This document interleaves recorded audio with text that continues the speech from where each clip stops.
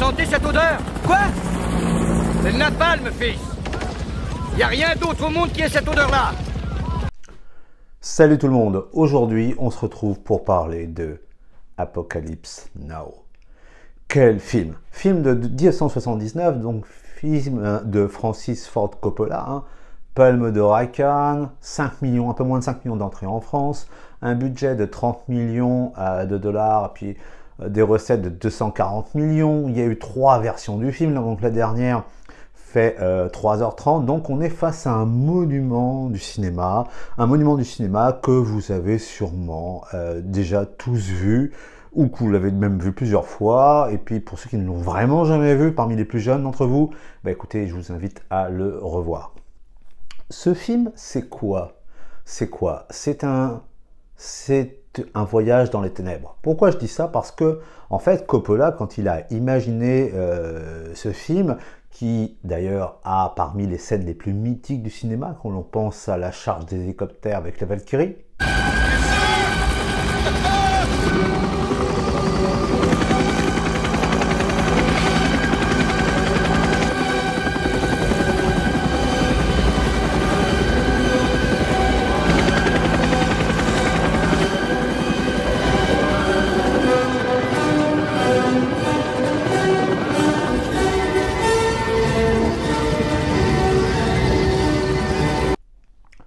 que l'on pense aussi à le fameux le fameux passage où le colonel Kilgore parle du napalm.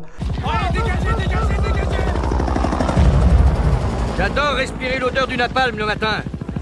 Une fois, ils ont bombardé une colline pendant 12 heures et après, je suis allé au résultat. On n'a pas retrouvé le moindre cadavre de Niac, rien, pas un seul. Seulement, cette odeur d'essence plein les narines, sur toute la colline. Comme l'odeur de la victoire. Mais au-delà de ce film, c'est quoi? Au cœur des ténèbres. Pourquoi je dis ça? C'est parce que Coppola a été inspiré par quoi pour faire ce film?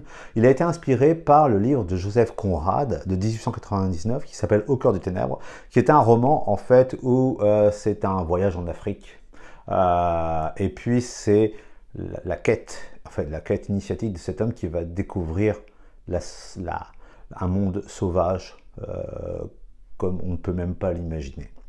Et puis Francis Ford Coppola, au-delà de ce livre, donc qu'il va mettre au Vietnam en fait, c'est aussi, eh bien, il s'est inspiré beaucoup des écrits de Pierre Schoendorfer, notre cinéaste français, qui lui avait bien connu, bien sûr, Vietnam, Indochine, puisqu'il y avait servi du temps de la présence française. Ce film, en fait, c'est, à travers son histoire, donc je vous rappelle brièvement l'histoire, c'est le capitaine Villard qui doit aller, en fait, chercher au fin fond de la forêt, de la jungle vietnamienne, un colonel qui s'appelle Kurtz, qui est devenu fou, qui était un officier des forces spéciales, un officier qui s'appelle Réaulme dans la réalité, pardon, parce qu'il a vraiment existé, hein. Alors pas avec la démesure du rôle, mais il a vraiment existé. C'était un colonel des forces spéciales américaines d'origine canadienne-française aussi. Donc il doit aller le chercher pour le buter. Pourquoi pour le buter? Parce qu'il est devenu totalement incontrôlable.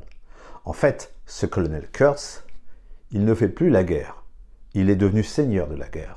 La guerre, la grignauté de l'intérieur, la guerre, le Vietnam, la jungle, le monde sauvage dans sa totalité, dans sa démesure, l'a tellement mangé qu'il est devenu seigneur de la guerre, qu'il est devenu à la tête une sorte de gourou guerrier, à la tête de ces hommes qui mêlent des soldats américains et puis des guerriers Meong. Donc voilà le film, et c'est la quête de ce capitaine qui se rend compte que le colonel Kurtz, ça pourrait être lui. Et en fait, il sait qu'il doit le tuer. Et il se rend compte aussi que c'est lui-même qui le tue en même temps. Donc voilà un petit peu l'histoire du film. Évidemment, il y a le passage avec le colonel Kilgore, encore un cas, Kilgore, qui lui, il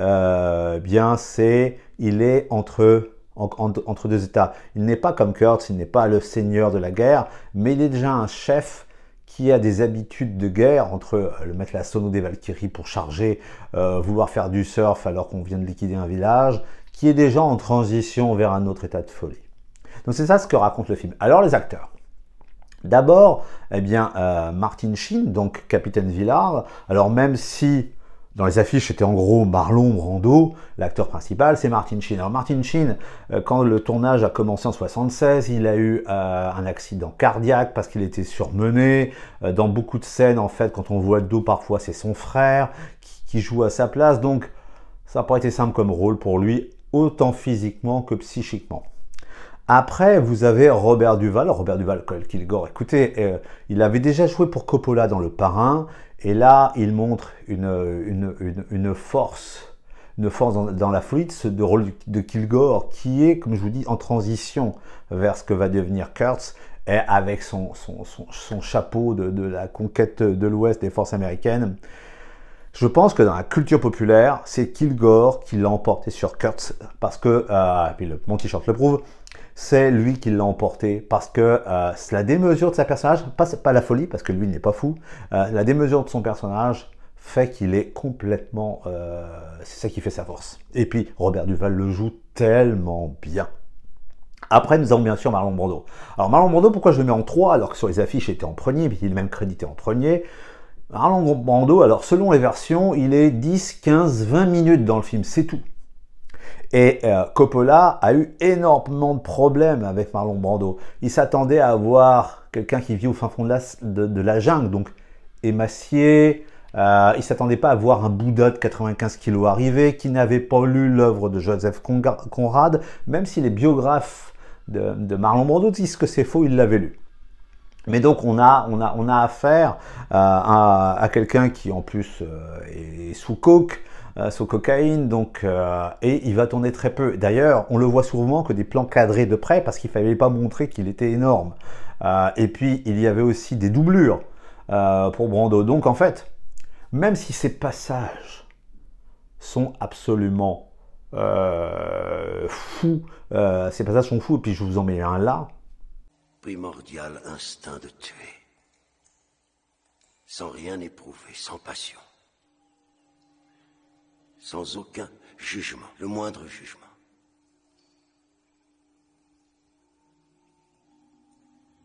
Car c'est par le jugement qu'on est vaincu. Ce passage dont on reprendra tout à l'heure l'idée parce que c'est essentiel sur la notion de jugement dans le film.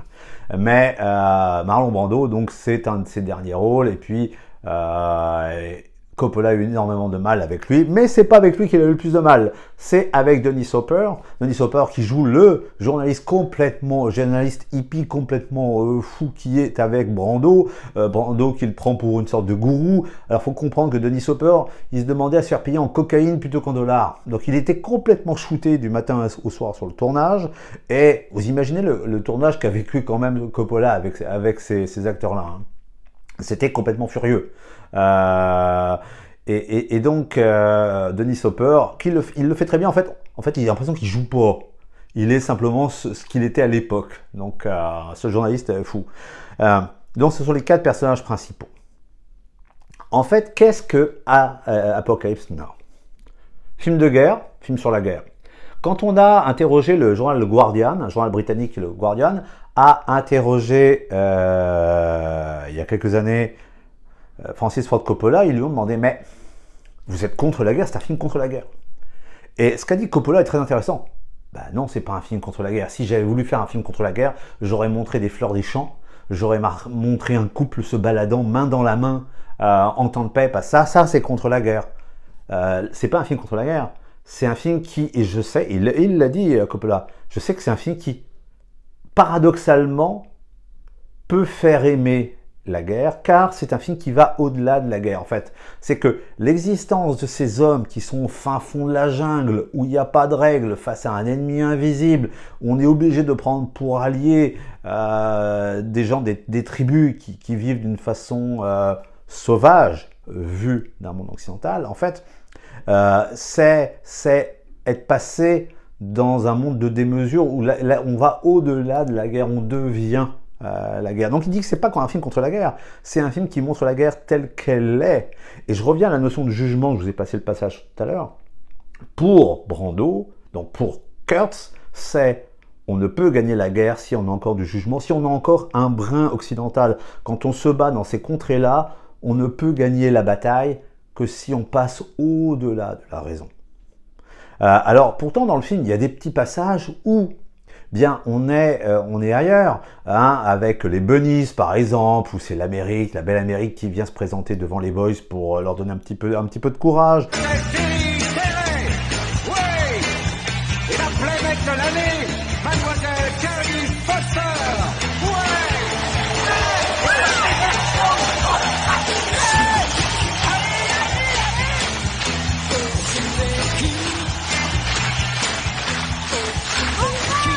Il y a ce moment aussi avec Aurore Clément dans la plantation française, on trouve que dans la version 3 du film, où elle dit à Villard qu'il est encore vivant. Tout ce qui importe, c'est que vous soyez vivant. Vous êtes vivant, capitaine. Et puis, donc il y a des petits moments de vie, d'espoir, mais on voit bien que quand Martin Sheen arrive devant la tribu avec laquelle est Brando, qu'on est dans un ailleurs, on est dans un monde sauvage, on est au cœur des ténèbres, on est dans la bascule du monde. Et puis pourquoi? C'est parce que Martin Sheen le dit au début du film. Nous sommes arrivés ici trop jeunes, trop beaux, trop riches, avec notre musique rock et tout. On n'était pas du tout préparés à vivre dans un monde sauvage où si on a du jugement, on ne peut pas survivre. Et c'est ça ce qu'explique ce film de Francis Ford Coppola. Donc c'est un film qui est autre. C'est pas un film de guerre conventionnel. C'est un film, même pas sur la guerre, c'est un film sur les ténèbres de soi-même, où confronté à un au-delà, on est obligé soit de devenir fou, soit d'essayer de se ménager, mais en fait c'est quasiment impossible. Donc vraiment, Apocalypse Now, c'est vraiment, à mon sens, hein, puis c'est ma vision des choses, absolument ça. Et puis ça reste une musique mythique avec les Rolling Stones, avec les Doors, on est complètement immergé dans l'époque, le tournage fut fou, il a duré quasiment 1 an aux Philippines, vous imaginez que les hélicoptères arrivaient le matin, il fallait les peindre façon Vietnam 1969, et puis après, il fallait le soir les remettre aux couleurs des Philippines. Donc genre de choses, il y a eu un typhon. Je pense que Francis Ford Coppola, qui en plus a risqué la fortune qu'il avait gagnée avec Le Parrain dans ce film, a vraiment tout risqué pour ce film qui est, à mon sens, un des plus beaux films du cinéma. Un film non pas de guerre, pas conventionnel de guerre en quel sens, mais un film sur le monde sauvage, sur les ténèbres qui nous habitent tous, et on serait tous confrontés si on avait à vivre ce genre de conflit. Alors voilà ce que je voulais vous dire aujourd'hui. Avant de vous laisser avec la musique des Doors, avec le Napalm, écoutez, likez, partagez, commentez, bien sûr, dites-moi ce que vous pensez de ce que je vous ai dit, et puis on se retrouve une prochaine fois. Ciao.